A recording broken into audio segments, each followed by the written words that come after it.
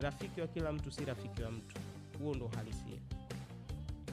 Kila mtu lazima atakuwa na flow zake, ana changamoto zake, ana mapungufu yake. Ukiona kuna mtu ambaye kwenye cycle yako yeye ni mtu wa watu wote, huyo sio mtu. Huyo ndo mtu wa kwanza kuanza kumwangalia kwa karibu kwamba why? Ana nini hapo? Ana sababu yake gani inamfanya yeye ajiweke close na nyinyi wote, watu wote hao?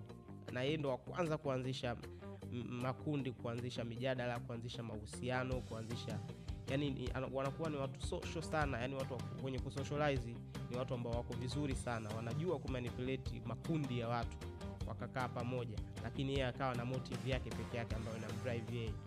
Siku zote jifunze kujitegemea wewe mwenyewe. Hakuna mtu ambaye atakuja kukushika mkono kutoe hapo akupeleke nchi ya ahadi. Hakuna mtu ambaye atapambana ili ufanikiwe wewe. Hakuna mtu ambaye atajitoa muhanga na kujitoa kafara kwenye maisha yake kwa sababu yako. Hicho kitu hakipo. Hiyo ni ndoto. Kama unaishi kwenye maisha yako unawaza kwamba kuna mtu yote atakuja kukushika mkono kwenye maisha yako, my friend, you are failing. Jifunze kujitegemea. Maisha yako yanakuhitaji wewe, hayamhitaji mtu mwingine yeyote.